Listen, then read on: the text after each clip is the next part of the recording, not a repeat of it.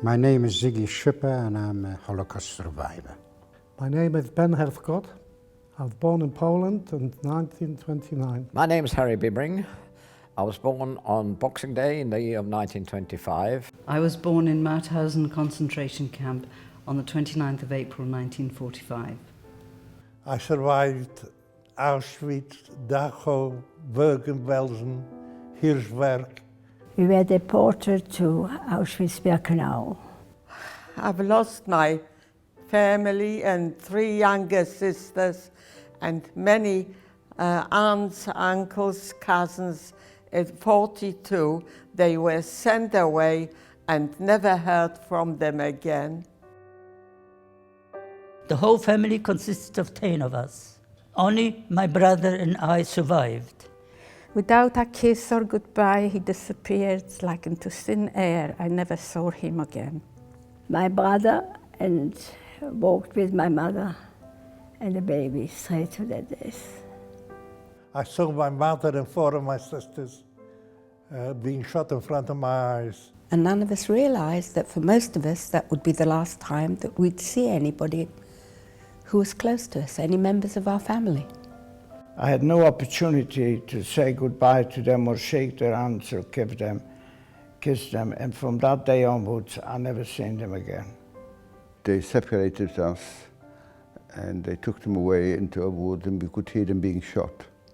I lost my husband, my parents, my 2 sisters, my nephew, and the wider family would have been about 15 people, nobody.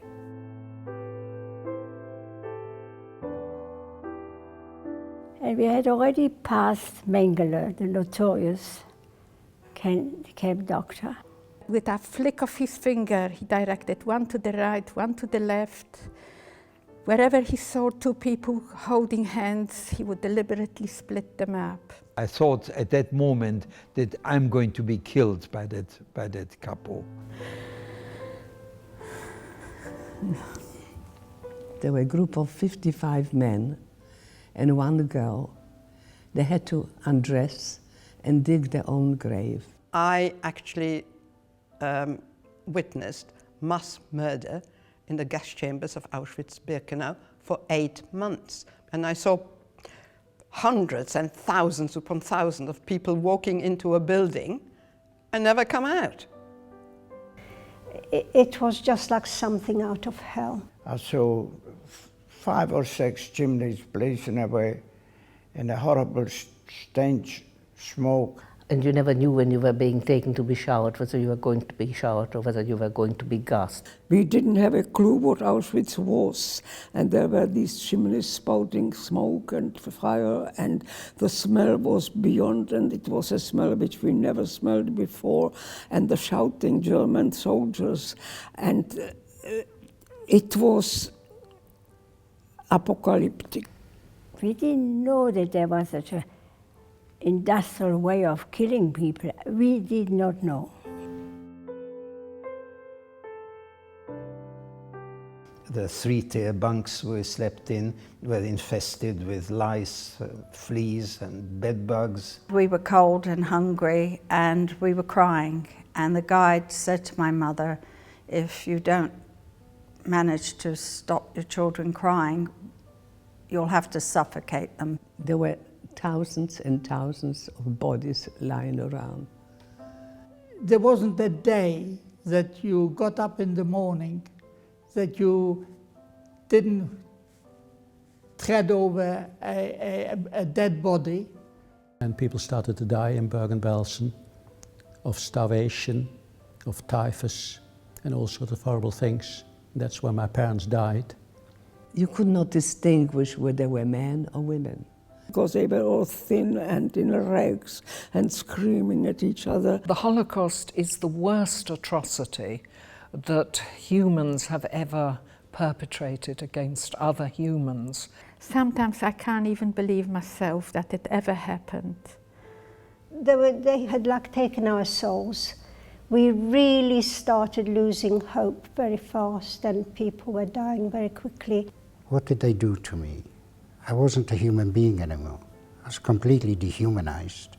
They were the most sophisticated, educated people actually in Europe at the time. And yet somehow they took it on their own self to eliminate all people for no reason whatsoever except for what they were. They were Jews. I've seen walking skeletons in every sense of the word.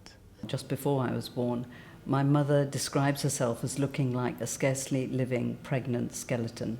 She weighed 5 stone, that is 35 kilograms, and she was 9 months pregnant.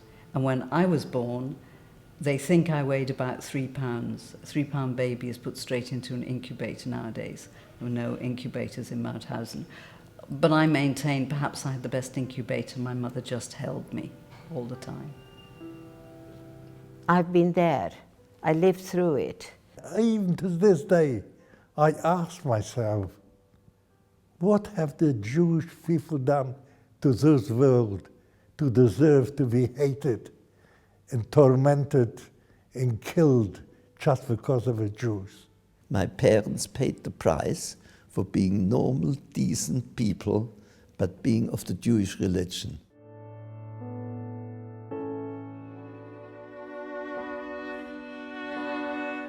And she says, would you have a look at your left wrist?